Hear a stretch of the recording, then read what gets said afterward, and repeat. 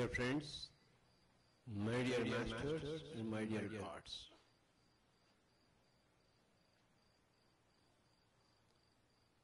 మనమంతా పరస్పర మిత్రులము, మన జీవితాలకు మనము అధిష్టాన వర్గము, మరి మనమంతా కూడాను సదా సదా ఉండే ఆత్మలము.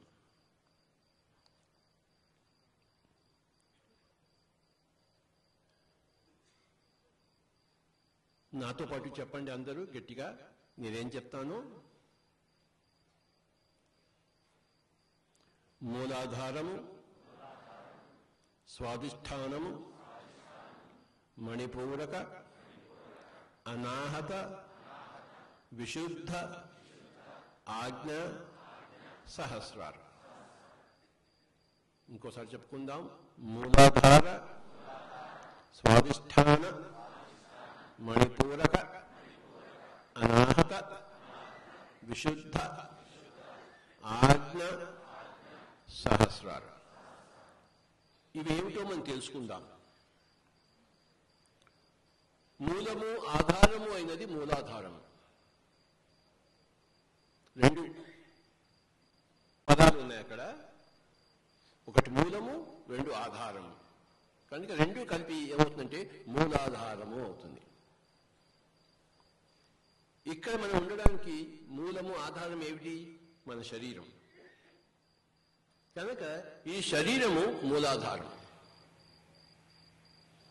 నఖ, నఖ అంటే గోరు, శిఖ అంటే జుట్టు. నఖ శిఖ పర్యంతం ఏది ఉందో అది మూలాధారం.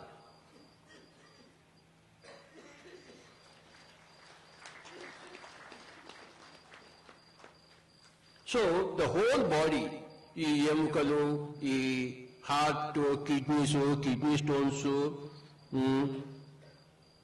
Heart, ventricles, lungs, liver, nervous system, blood system, lymphatic system, what ever the whole body, ఈ అన్నమయ కోశం, ఇదంతా కూడా మూలాధారం.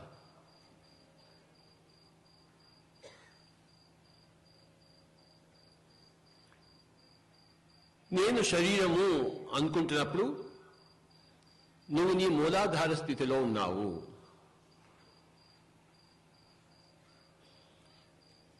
ఈ మూలాధార, స్వాధిష్టాన, మణిపూరక, అనాహత, విశుద్ధ, ఆజ్ఞ, సహస్ర, ఇవన్నీ కూడాను స్థితులు. అక్కడేదో చక్రం ఉంటుంది కాదు, అక్కడేం చక్రం ఉండదు. ఒకసారి ఏమైందంటే ఈ చక్రాలన్నీ చూసి పుస్తకాలన్నీ చదివి ఆర్య సమాజ స్థాపకుడు దయానంద సరస్వతి రాత్రిపూట శ్మశానికి వెళ్ళి ఒక శవాన్ని కూసి అక్కడ ఏమైనా చక్రాలు ఉన్నాయేమో చూశాడు. ఏం చక్రాలు కనపడలేదు. ఆ శరీరాన్ని కోసి చూశాడు. ఇక్కడ ఇక్కడ ఇక్కడ చక్రాలు ఉంటాయని చూస్తే అంతా శరీరమే, వాడు ఎక్కడ చక్రాలు కనపడలేదు. స్వామి దయానంద సరస్వతి. సో గుర్తుంచుకోండి, ద హోల్ బాడీ, ఈ అన్నమయ కోశము, ద ఫిజికల్ బాడీ అంతా వేరసి మూలాధారము. ఈ శరీరంతో వచ్చే సంబంధాలు ఉంటాయి. తల్లి, తండ్రి, కొడుకు, కూతురు, అన్న, అక్క, చెల్లెలు, ఇవన్నీ కూడా మూలాధారపు సంబంధాలు. మనం ఆ పరిధిలో ఉంటే మనం మూలాధార పరిధిలో ఉన్నామన్నమాట. గుర్తుంచుకోవాల్సింది ఏంటంటే చక్రాలన్నీ కూడాను ఒకదానికన్నా ఒక అధికము గొప్పవి ఏమీ కావు, అన్ని సరిసమానమైన. ఎప్పుడు గుర్తుంచుకోవాలి, శరీరాన్ని కించపరచరాదు. నేను శరీరమే అనుకుంటే ఏమీ తక్కువ కాదు. నేను శరీరము, ఐఎమ్ ఎ ఫిజికల్ బాడీ, ఎంతో గర్వంగా చెప్పుకోవాలి మనం. అండర్స్టాండ్? సో నేను శరీరము, ఆ శరీరంతో ఉన్న సంబంధాలన్నీ కూడాను మూలాధారం. తల్లి, తండ్రి, కొడుకు, కూతురు, ఇవన్నీ ఉన్నాయి కదా, మొగుడు, పెళ్ళాం, శరీరంతో సంబంధం. ఇకపోతే కొంచెం ఒక మెట్టు మారిస్తే, అంటే ఒక హోల్ మారిస్తే, ఒక ఇది మెట్టు అంటాం కదా ఇక్కడ సీతార్కి, ఒక మెట్టు మారిస్తే మనస్సుతో ఉండే సంబంధాలన్నీ స్వాధిష్టానం. ఫర్ ఎగ్జాంపుల్ సంజయ్ కింగ్ నాకు ఫ్రెండ్, ఇది శారీరక సంబంధమా మనస్సుతో సంబంధమా? శారీరక సంబంధం కాదు ఇక్కడ, మనస్సు. సో ఇది స్వాధిష్టానం. నేను సర్పంచ్ అంటే అది శరీరానికి సంబంధించిందా మనసుకు సంబంధించిందా? వీడు నాకు శత్రువు ఎందుకంటే తబలా బాగా వేస్తాడు, నాకు రాదు తబలా. స్వామీజీకి తబలా చెప్పాలి కూడా స్వామీజీకి, కనుక నాకు శత్రువు. అర్థమైందా? శత్రువు అనేది మనసుకు సంబంధించింది, అది శరీరానికి సంబంధించిన వస్తువే కాదు, విషయమే కాదు.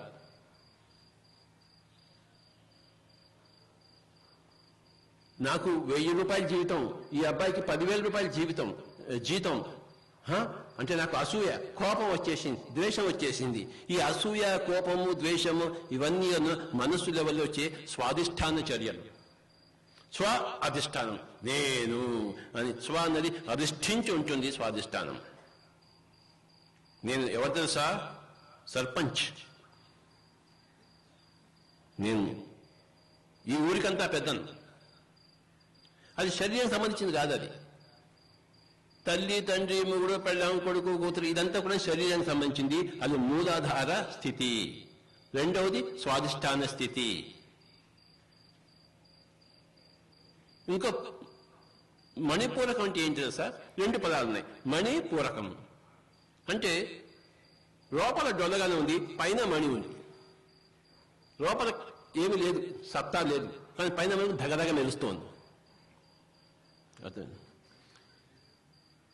సైంటిస్టులు, కళాకారులు ఇవన్నీ కూడాను మణిపూరకంలో వస్తాయి. I am a PhD, okay, I am a sitar player. ఈ కళలు ఇవన్నీ కూడాను మణిపూరకం. లోపల మనకు ఆత్మజ్ఞానం ఉండదు, పైన మటుకు సంగీతం ఉంటుంది, సైన్స్ ఉంటుంది, లేకపోతే రకరకాల కళలు ఉంటాయి. అన్ని మణి, పైనంతా మణి జిగేమంటాయి, లోపల మటుకు ఏడుస్తూ ఉంటాడు. ఆత్మజ్ఞానం ఎక్కడో ఉంది.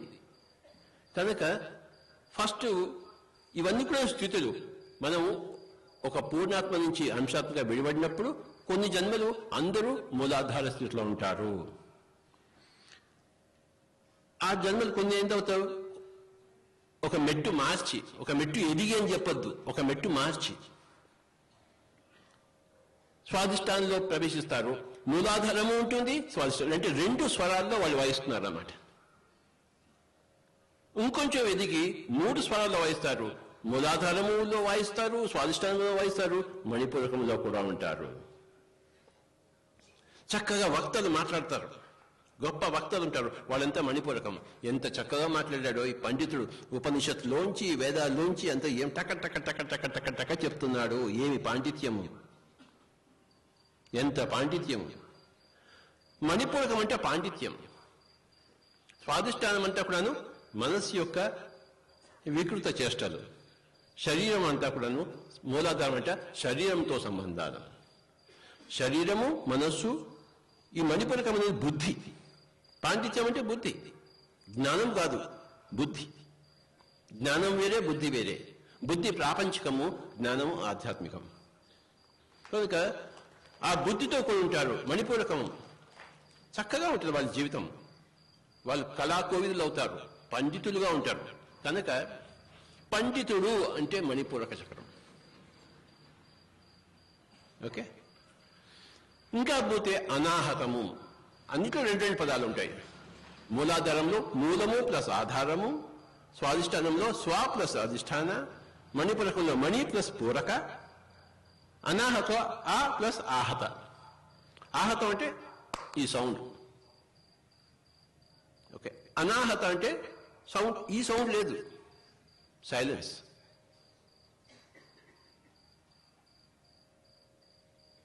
నేను శరీరము అనుకున్నది మూలాధారము, నేను మనస్సు. వీడు హిందూ, వీడు ముస్లిం, వీడు క్రిస్టియన్ అనుకో, అది మనస్సు యొక్క చేష్ట, అది స్వాధిష్టానం.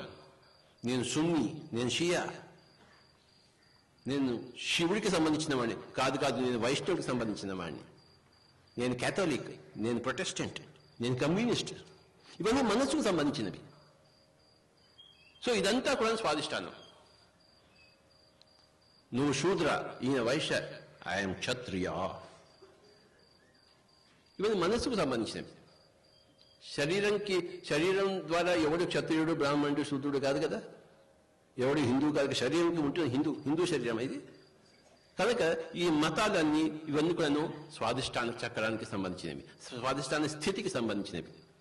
నేను పిహెచ్డి, నేను పండితుడిని, నేను తెలుగు పండితుడిని, నేను హిందీ పండితుడిని, ఇదంతా మణిపూరకం. I am husband, you are wife wife wife wife wife, ఇదంతా మూలాధారం మాటలు.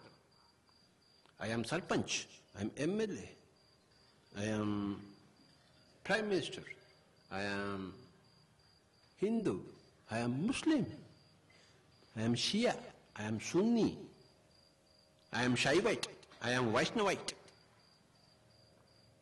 ఇవన్నీ కూడా స్వాదిష్టానికి మాటలు. I am a musician, I am a geologist, I am a physicist, I am a scientist. ఇదంతా కూడాను మణిపూరకం. I am silence, అది అనాహతం. రమణ మహర్షి జీవితం అంతా సైలెంట్గా ఉన్నాడు. ఆయన అనాహత చక్రవర్తి. ఆయన మెహర్ బాబా సైలెంట్గా ఉన్నాడు, మౌనం. హూ ఆర్ యూ అని మూలాధారంలో ఉన్న వాళ్ళని అడిగితే I am husband, she my wife అంటే. స్వాదిష్టానంలో ఉన్న వాళ్ళని ఏమడితే ఐఎమ్ సర్పంచ్ అంటాడు. మణిపూరకంలో ఉండేవాళ్ళు ఏంటంటే I'm a scientist, I'm a historian, I'm a geologist అంటాడు. అనాహతంలో ఉండేవాళ్ళు ఏమంటే ఐ ఆమ్ సైలెన్స్. అంతకన్నా ఇంకేం లేదు నాయన, ఐ ఆమ్ సైలెన్స్. నువ్వెవరు అని నన్ను అడిగితే ఐ ఆమ్ సైలెన్స్ అని చెప్తాను. సో మూలము ప్లస్ ఆధారము ఈజ్ టు మూలాధారము, స్వ ప్లస్ అధిష్టానం ఈజ్ టు స్వాధిష్టాన, మణి ప్లస్ పూరక ఈజ్ టు మణిపూరక, ఆ ప్లస్ ఆహత ఈజ్ టు అనాహత, వి ప్లస్ శుద్ధ ఈజ్ టు విశుద్ధ, విశేషంగా శుద్ధమైన వాడు. ఇప్పుడు ఏమవుతుందంటే మొట్టమొదటి జన్మల్లో మూలాధార స్థితిలో ఉన్నప్పుడు, ఆ తర్వాత స్థితిలో మూలాధార ప్లస్ స్వాధిష్టాన స్థితిలో ఉన్నప్పుడు, ఆ తర్వాత స్థితిలో మూలాధార ప్లస్ స్వాధిష్టాన ప్లస్ మణిపూరక స్థితిలో ఉన్నప్పుడు ఎన్నో కుకర్మలు చేస్తాం మనం. నా ప్రాణం రక్షించుకోవడానికి పక్క వారి ప్రాణాన్ని తీసి నేను ప్రాణం పోసుకుంటాను. ఈ స్వాధిష్టాన మణిపూరక వీటన్నిటి మనం ఎన్నో కర్మలు ప్రోగు చేసుకుంటాం. అనాహత స్థితిలో కర్మలు ఇంకా ప్రోగు చేయం. కానీ విశుద్ధ స్థితిలో చేసిన కర్మలన్నిటికీ మనం పరిహారం చెల్లిస్తూ ఉంటాము, దానికి పశ్చాత్తాపం పడుతుంటాము, వాటిని అంతా కూడా ప్రక్షాళన చేసుకుంటాము. అది విశుద్ధంగా అవుతాము. అది విశుద్ధ చక్రం. నువ్వు మూలాధార స్వాధిష్టాన మణిపూరక స్థితులలో ఎన్ని కర్మలైతే చేస్తావో ఆ వాటన్నిటిని కూడా కడుక్కోవాలి, ప్రక్షాళన చేసుకోవాలి, శుద్ధం చేసుకోవాలి, విమలము చేసుకోవాలి. నువ్వు చేసిన కర్మలన్నీ బ్యాలెన్స్, నెగిటివ్ అంతా కూడా నువ్వు పాజిటివ్ చేసి బ్యాలెన్స్ చేస్తే, అప్పులన్నీ తీర్చేస్తే నువ్వు శుద్ధము, విశేషంగా శుద్ధము, నువ్వు విశుద్ధ చక్రంలో ఉన్నట్టు లెక్క.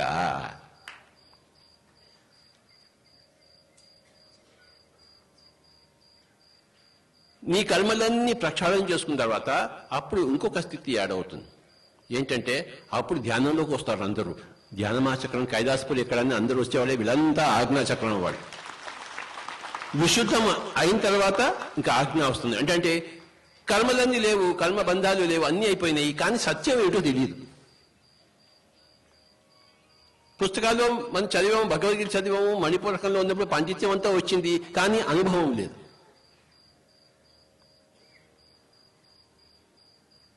ఆ అనుభవం కోసం ఇంకా కళ్ళు రెండు మూసుకునేవలే, చేతుల్లో చేతులు పెట్టవలే, ఉచ్ఛ్వాస నిశ్వాసాలతో ఏకము కావలే, మనం మూడో కన్ను తెచ్చుకునేవలే, దివ్య దృష్టి రావలే. ఇప్పుడు ఇంకా మన పాండిత్యం ఇంట్రెస్ట్ లేదు, ఎందుకంటే పాండిత్యం ఇప్పుడు అయిపోయింది. శ్లోకాలన్నీ వల్ల వేశాం, కానీ శోకాలు పోలేదు. కనుక సైలెంట్ అయిపోయాం అనాహతంలో. తర్వాత తెలిసింది, అయ్యా నువ్వు చేసిన కర్మలని నాడి మండలం అంతా కూడాను ఆ మూలాధార స్వాధిష్టాన మణిపూరక స్థితుల్లో ఎన్నో జన్మలు గడిపినప్పుడు నాడీ మండలం అంతా మలంతో కూడి ఉంటుంది, బ్లాక్ అయిపోతుంది. ఆ బ్లాక్ అంతా తీసేయాలి. అది కొన్ని జన్మలు పడుతుంది విశుద్ధ చక్రంలో అది కావడానికి.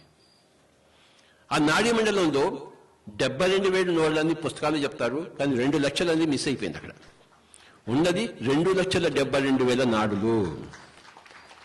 మనం 4 పుస్తకాలు రాసి 5వ పుస్తకం రాస్తాం. అలా పుస్తకాలు రాస్తుంటే కొన్ని వర్డ్స్ ఎగిరిపోయాయి. ఆ 2 లక్షలు అనేది ఎగిరిపోయింది. 72,000 ఎవరు చూసింది లేదు, పెట్టలేదు. అంతే వాడు చెప్పింది వీడు చెప్పింది, వీడు చెప్పింది వాడు చెప్పింది, వాడు చెప్పింది వాడు అంతే. వాడు కూర్చొని ధ్యానం చేస్తే కదా తెలిసేది. అంతా వినికిడి స్వానుభవం కోసం కూర్చుంటాం. అప్పుడు వాడు చెప్పాడు లేదు, అది కరెక్టా కాదా నేను చూడాలి. I have to sit and see. అది ఆజ్ఞాచక్రం. అన్నీ ఉన్నాయా భగవద్గీత? అన్ని ఆ బ్రహ్మబోనాలోక పునరావర్తనోచన. బ్రహ్మలోకం ఏమిటి? తేత్వం భూత్వా స్వర్గలోకం విశాలం. స్వర్గలోకం ఏమిటి? నేను చూడవలే. ఐ హ్యావ్ టు సీ చెప్పాడు. ఆప్తవాక్య శబ్ద ప్రమాణం. వాళ్ళంతా కరెక్టే చెప్తారు, కానీ నేను చూడాలి కదా అని ఇంకా కూర్చుంటాం అన్నమాట ధ్యానంలో. సో శారీరక సంసారం అనేది మూలాధారమైతే, మానసిక సంసారం అనేది స్వాధిష్టానమైతే, పాండిత్య సంసారం అనేది మణిపూరకమైతే, మౌన సంసారం అయితే అనాహతం అయితే, ప్రక్షాళన ప్రకరణము విశుద్ధమైతే, ధ్యానము అన్నది ఆజ్ఞాచక్రానికి సంబంధించింది.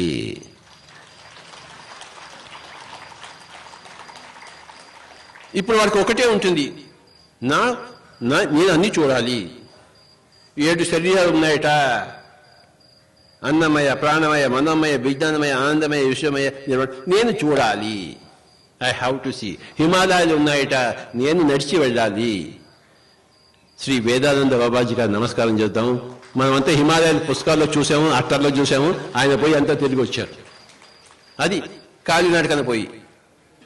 సో అలాగే మన ఈ లోకాలన్నీ నేను చూడాలి. I have to see. కృష్ణుడు అర్జునుడితో చెప్పాడు, బహూని మే వ్యతీతాని జన్మాని తవ చార్జున తాన్యహం వేద సర్వం నత్వం వేత్త పరంతప. నువ్వు నేను ఎన్నో జన్మలు ఎత్తాంలోయ్, నాకు అన్నీ తెలుసోయ్, నీకు ఇంకా తెలియదోయ్. అలాగే మన జన్మలు మనం చూసుకోవాలి. అది చూసుకోవడానికి కూర్చోవాలి. ఇంకా ఎలా చూస్తాము? దివ్య చక్షువుతో. దాని పేరే ఆజ్ఞాచక్రం అథవా గురు చక్రం అథవా సుదర్శన చక్రము. సుదర్శన, సు అంటే హయ్యెస్ట్, సంగీతం అంటే సుగీతం అంటే హయ్యెస్ట్ లెవెల్ గీతము, దానము సంగీతం అవుతుంది. సుపరిమళము, స్వర్గము, సువర్గము, సువర్ణము, సుదూరము. కనుక ఇది సుదర్శన చక్రం. అంటే ఇక్కడ అన్ని దర్శనాలు అవుతాయి. అర్జునుడు అడిగాడు కృష్ణుడిని, కృష్ణ ఈ యోగులంతా కూర్చుంటారు, ఏం చేస్తారబ్బా అని అడిగాడు. ఆశ్చర్యవత్ పశ్యతి. వాళ్ళు కూర్చొని ఆశ్చర్యంగా దివ్యచక్షుతో అన్నీ చూస్తూ ఉంటారు. తర్వాత ఎన్నో సంభాషణలు అవన్నీ వినపడుతుంటే ఆశ్చర్యవత్ శృణోతి, ఆశ్చర్యవత్ పశ్యతి, ఆశ్చర్యవత్ శృణోతి. ఎన్నో చక్కటి నాదాలు, సంగీతాలు, ఎన్నో చక్కటి మెసేజెస్, సందేశాలు అన్నీ వింటుంటారు. ఎన్నో చక్కటి దృశ్యాలను చూస్తుంటారు, రకరకాల లోకాలవి. ఆశ్చర్యవత్ పశ్యతి, ఆశ్చర్యవత్ శృణోతి. తర్వాత ధ్యానం నుంచి బయటకు వచ్చిన తర్వాత, నీకు తెలుసా నాకేం జరిగిందో, ఏమి లోకం అది, ఎంత బంగారు లోకము. ఆశ్చర్యవత్ వదతి, ఆశ్చర్యంగా చెప్తుంటారు. నేను మొన్న ధ్యానమాచక్రంకి వెళ్ళాను కైలాసపురి, 3 గంటలు సితార్ ఏం వాయించాడు. అప్పుడు అన్ని నాట్య మండలం అంతా టక టక టక టక టక టక టక పెరిగిపోయింది. ఆహాహా అని ఆశ్చర్యవత్ వదతి. అండర్స్టాండ్? కృష్ణుడు చెప్పాడు అర్జునుడితో, వాళ్ళు ఏం చేస్తుంటారంటే ఆశ్చర్యవత్ పశ్యతి నాయన, ఆశ్చర్యవత్ శృణోతి. తర్వాత బయటకు వచ్చేసి అవే చెప్పుకుంటే ఇంకేం చెప్పుకోవడం లేదు. ఇవాళ మీ ఇంట్లో వంకాయ కూర చేసుకున్నామా, బెండకాయ కూర చేసుకున్నాం, ఈ మాటలన్నీ పోయినాయి. అవన్నీ కూడాను మూలాధారపు మాటలు, వంటలు. కొంతమంది ఎప్పుడు వంటల్లోనే ఉంటారు, ఎప్పుడు మిరపకాయ బజ్జీల గురించే మాట్లాడతారు. అదేం మనుషులు నాకు అర్థమే కాదు. నాకు పొద్దుగూకులో మిరపకాయ బజ్జీలు, అలాంటి మనుషులు కూడా ఉన్నారు, స్టేజ్ మీద కూడా ఉన్నారు ఇక్కడ.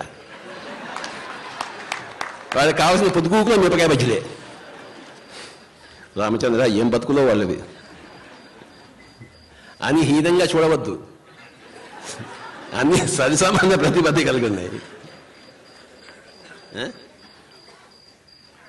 ఈ కుండాలంటే ఇదో ఇలా నిలువుగా చూడవద్దు, పుస్తకాల్లో ఉన్నట్టు అడ్డంగా చూడటం నేర్చుకుంటే మీరు బాగుపడతారు. అర్థమైందా? ఏది హీనం కాదు, ఏది అల్పం కాదు, ఏది అధికం ఉన్నతము కాదు, అన్ని సరిసమానమైన పుష్టిని కలిగి ఉన్నవి, సరిసమానమైన అర్థాన్ని, సరిసమానమైన గర్వాన్ని కలిసి ఉన్నవన్నీ గుర్తుంచుకుందాము. ఓకే, తర్వాత ఇవన్నీ అయిపోయిన తర్వాత ఇంకా సహస్రారం, షట్ చక్రాలు, సహస్రం చక్రాతీత స్థితి. సప్త చక్రాలు కాదు. చక్రం అంటే ఏంటంటే భ్రమణము. అంటే మనం గర్రని తిరుగుతుంటాం.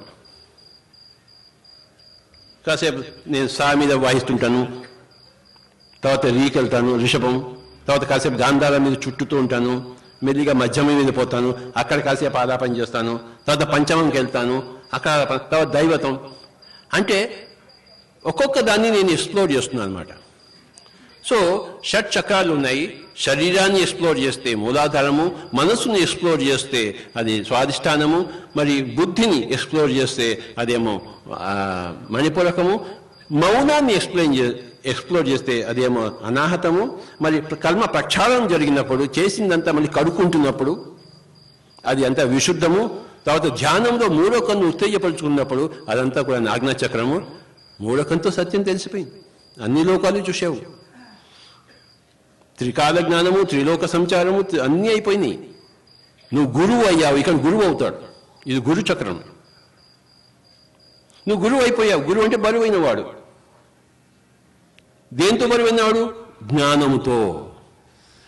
మణిపూరకము ప్రాపంచిక బుద్ధి అయితే ఆజ్ఞ ఆధ్యాత్మిక జ్ఞానము. ఇది బుద్ధి, అది జ్ఞానము. ఏమిట్రా నీకు బుద్ధి జ్ఞానం లేవా అంటాడు. బుద్ధి ఉండాలి, జ్ఞానం ఉండాలి. జ్ఞానం వస్తే బుద్ధి పోకూడదు, ఉష్కాకి కాకూడదు. అర్థమైందా? కనుక మై డియర్ ఫ్రెండ్స్, నువ్వు గురువు అయిపోయిన తర్వాత ఇంకేముంది? షట్ చక్రాల్లో చక్రం అంటే భ్రమణం.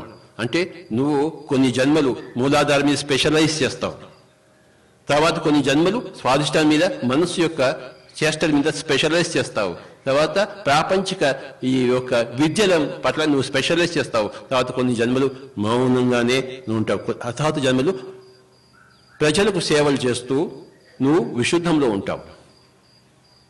ప్రజలకు హాని చేసి నువ్వు నాడీమండలిని అశుద్ధం చేసుకున్నావు, అందరికీ సేవలు చేసి నువ్వు విశుద్ధం అవుతావు. ఎలా అవుతావు విశుద్ధం? సేవలు చేసి. సేవలు చేసి చేసి చేసి శుద్ధమైపోయి, సేవలు చేశాను సార్ కానీ జ్ఞానం రాలేదు, నాకు ఇంకా అనుభవం రాలేదు. జీవితంతో సేవలు చేశాడు కానీ నాకు అన్ని లోకాల గురించి తెలియదే, అవన్నీ ఉన్నాయని తెలుసు నాకు, కానీ అవన్నీ నేను అనుభవించలేదే. కనుక మళ్ళీ కళ్ళు మూసుకొని ఆయన శ్వాస మీద ధ్యాస పెట్టు, ధ్యానము చెయ్యి. పొద్దున్న కూర్చో, రాత్రి లేయి, రాత్రి కూర్చో, పొద్దున్నలే. అది ధ్యానం అంటే. ధ్యానం అంటే రెండు వర్డ్స్, ధీ ప్లస్ యానము. ధీ అంటే ఆ సూక్ష్మ శరీరాది సముదాయము, యానం అంటే ప్రయాణం. స్థూలంలోంచి సూక్ష్మంలోకి రావాలి, సూక్ష్మంలోంచి మళ్ళీ కారణంలోకి రావాలి, యానం చేయాలి, ప్రయాణం. Astral travel, Kajal travel, Supra Kajal travel. అప్పుడు నీకు అన్నీ తెలిసిపోతాయి.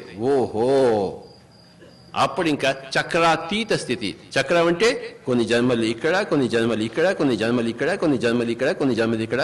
ఆ యొక్క అది చక్రం అంటే. తర్వాత ఇంకా చక్రాతీత స్థితి అంటే ఇంకా 7వ స్థితికి వెళ్తావు. అదేంటంటే ఆధ్యాత్మిక సేవ. ప్రాపంచిక సేవ విశుద్ధము, ఆధ్యాత్మిక సేవ సహస్రారము. అర్థమైందా? స్వామి రామ ఆయన కుర్రవాడిగా ఉన్నప్పుడు ఆయన హిమాలయాల్లో మెడిటేషన్ చేస్తున్నాడు, నేర్చుకుంటున్నాడు గురువు గారి దగ్గర. యంగ్ మాస్టర్ స్వామి రామ, ఆయన ఆ రోజుల్లో స్వాతంత్రోద్యమం ఉధృతంగా ఉండింది, దేశభక్తి, స్వాతంత్రోద్యమం. మరి నేను కూడా పోయి దేశం కోసం పనిచేస్తాను అన్నాడు స్వామి రామ. స్వామి రామ గురువు గారు నవ్వారు. అది నీ లెవెల్కి చిన్నది నాయనా అన్నాడు. దేశానికి సేవ చేయడం, దేశం కోసం రక్తం ఇవ్వడము, మరి ఇది గ్రేట్, కానీ నీ లెవెల్కి అది తక్కువ.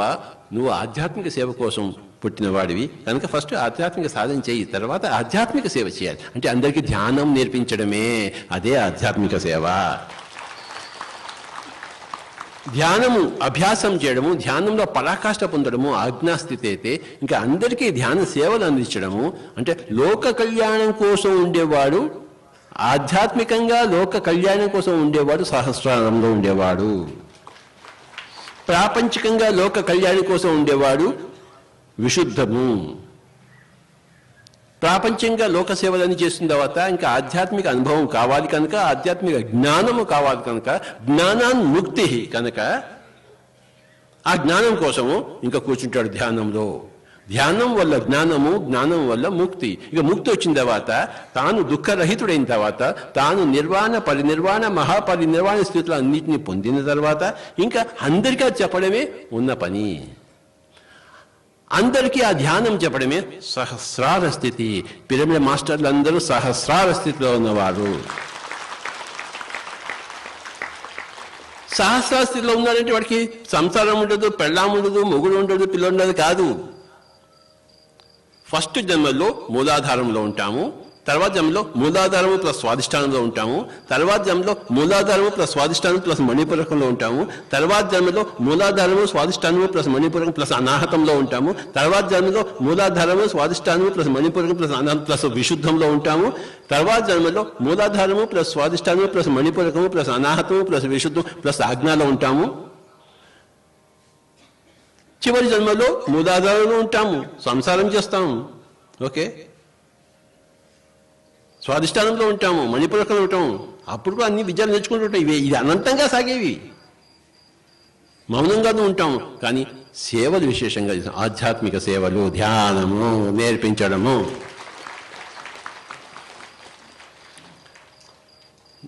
నాతో పాటు అందరు చెప్పండి. మూలాధారము, స్వాధిష్టాన, మణిపూరక, అనాహత, విశుద్ధ, ఆజ్ఞ, సహస్రారం.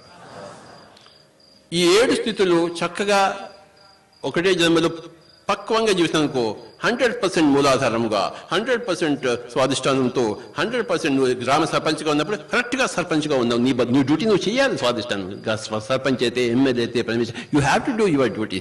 దాంతోపాటు మౌనంగా ఉండు, దాంతోపాటు ధ్యానం కూడా చేస్తూ, దాంతోపాటు అందరికీ ధ్యానం కూడా చెప్తూ 7 స్థితులను చక్కగా ఒకటే జన్మలో పర్ఫెక్ట్గా 100 అన్నిటికీ 100 మార్కులు తెచ్చుకుంటూ ఉన్నప్పుడు అప్పుడు మళ్ళీ ఇంకా పుట్టక్కర్లేదు. ఎందుకంటే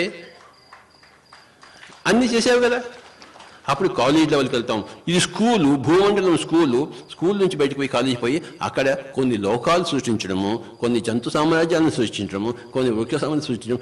ఆ సృష్టికర్త లెవెల్లో సహా సృష్టికర్తగా మనం ఉంటాము. కోట్ల కొద్దీ సహా సృష్టికర్తలు ఉన్నారు, మనం కూడా ఒక చిన్న సహా సృష్టికర్త అవుతాము. ఈ భూమండలం స్కూలు, ఇక్కడ ఇవన్నీ మనం, ఇది స్కూలు ప్లస్ ఎగ్జామినేషన్ టైం.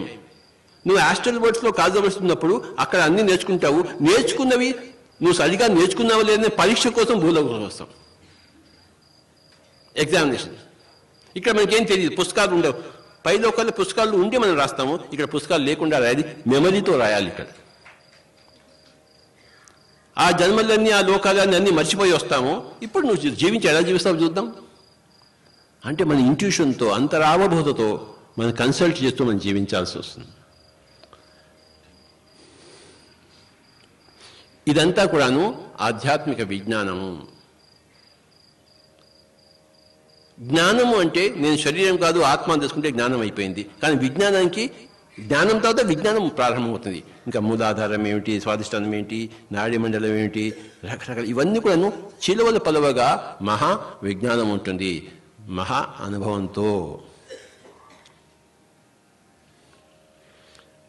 అన్ని స్థితులను చక్కగా ఒక వెజిటబుల్ పులావ్ లాగా, అందులో ఆలుగడ్డ ఉంటుంది, బీన్స్ ఉంటుంది, ఇంకా క్యారెట్ ఉంటుంది. సో అన్ని చక్రాల స్థితిలో ఉంటాయి, వెజిటబుల్ పులావ్లా ఉంటాం పిరమిడ్ మాస్టర్స్.